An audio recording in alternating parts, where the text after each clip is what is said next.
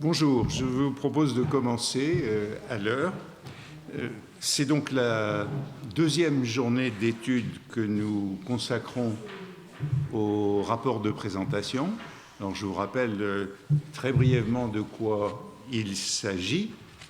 Nous avons depuis quelques années, dans le cadre de ce programme de recherche Passage des disciplines, décidé de nous intéresser au renouvellement des disciplines enseignées dans cette institution et à travers l'histoire de cette institution à l'évolution des disciplines dans les autres établissements voisins à Paris, en France et dans le monde. Et nous pouvons faire ce travail, en tout cas pour le 19e et le 20e siècle, sur la base des rapports de présentation qui sont déclamés lors des assemblées des professeurs du Collège de France. Alors c'est très régulier, très formalisé au cours du 19e siècle, peu à peu, et très ritualisé au 20e siècle. Et on a donc beaucoup de ces rapports de présentation dans les archives du Collège de France.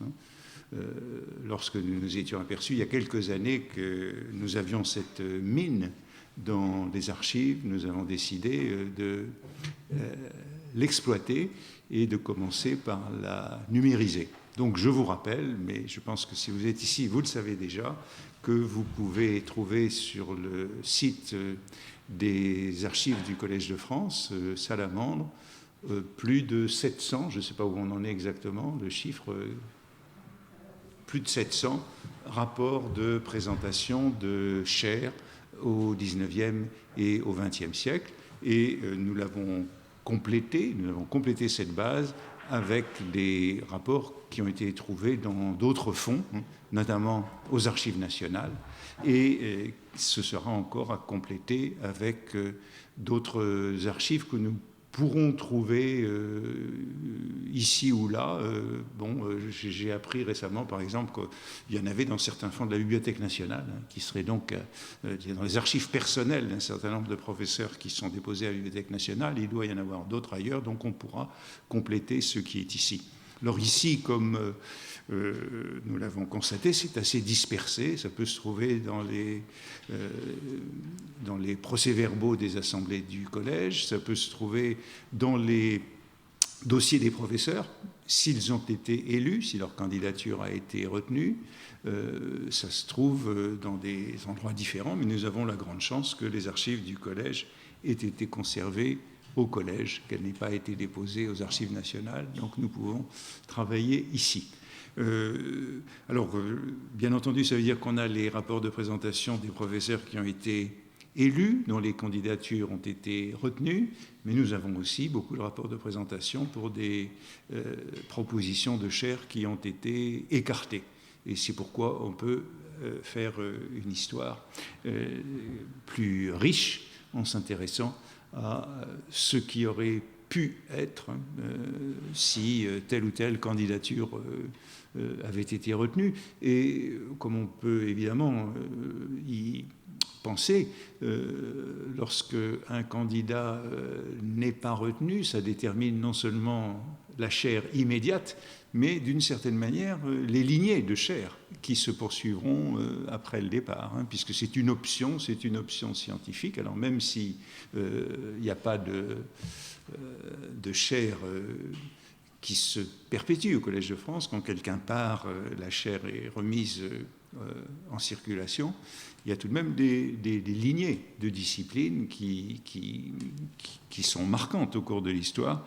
Et donc, un choix qui a été fait à un moment donné, il a bien entendu du poids pour la succession de la discipline au cours des décennies et au cours des siècles. Nous avons, par exemple, dans un mois juste, un colloque sur Durkheim au Collège de France, qui prend la suite des colloques sur Darwin, Freud et Einstein, Alors, évidemment, le cas de Durkheim est un peu différent, puisque dans les cas précédents, il s'agissait d'étudier le choix d'une discipline, présente ou absente, mais dans le cas de Durkheim, c'était évidemment aussi le choix d'une personnalité qui a plus ou moins été candidate, donc qui aurait pu être choisie, et évidemment, la non-élection de Durkheim au Collège de France, qui a été élu à la Sorbonne comme professeur, pèse d'une certaine façon sur la suite des chaires de sciences sociales qui ont pu être occupées dans cet établissement, puisque le premier, ça sera Mauss, mais assez nettement plus tard, et qu'ensuite nous aurons un certain nombre de chaires qui sont bien connues, comme celle de Raymond Aron ou de Pierre Bourdieu.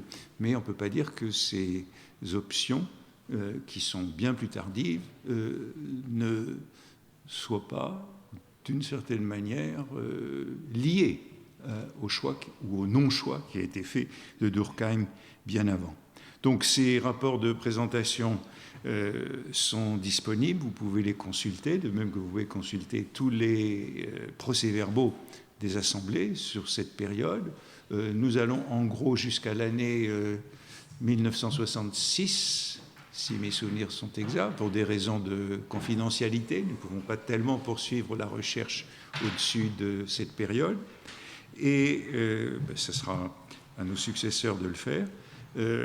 Je vous rappelle qu'en janvier, nous avions étudié 4 dossiers de présentation avec Patrick Henriet, le cas de Jules Souris, donc c'est une élection importante, avec Éric Briand, la proposition de chaire que Mandelbrot avait fait en 1946, au lendemain de la guerre.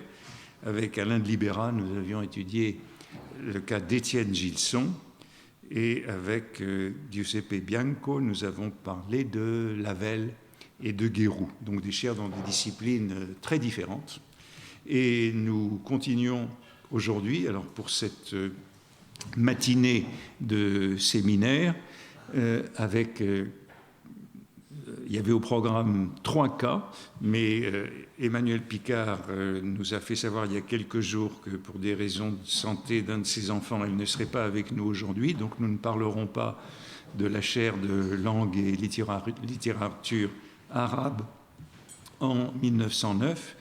Et nous allons écouter ce matin John Child, qui était malade la dernière fois, que nous avions reporté à aujourd'hui, pour nous parler de Rome au Collège de France entre la Révolution et le XXe siècle, donc cette lignée de chaires.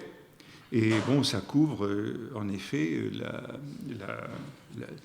la longue durée de ce pourquoi nous avons les meilleurs documents, au lendemain de la Révolution française jusqu'à aujourd'hui.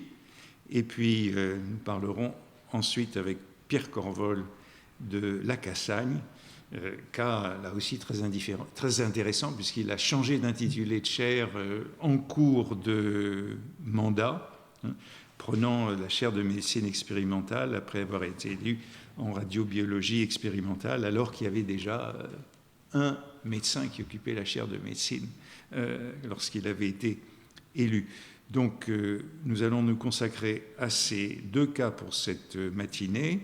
Bon, je pense qu'on fera une petite pause entre les deux et que nous terminerons donc sans doute plus tôt, puisque nous n'avons que 2 dossiers à explorer. Alors encore une fois, je voudrais vous inviter à venir au colloque Durkheim qui est début juin, 6 et 7 juin, juste dans un mois, où justement nous explorerons toute la lignée des chaires de sciences sociales depuis le non-choix de Durkheim au tournant du 19e et du 20e siècle jusqu'aux chaires les plus récentes de sciences sociales. Donc, John, si tu veux bien venir nous parler de la chaire latine.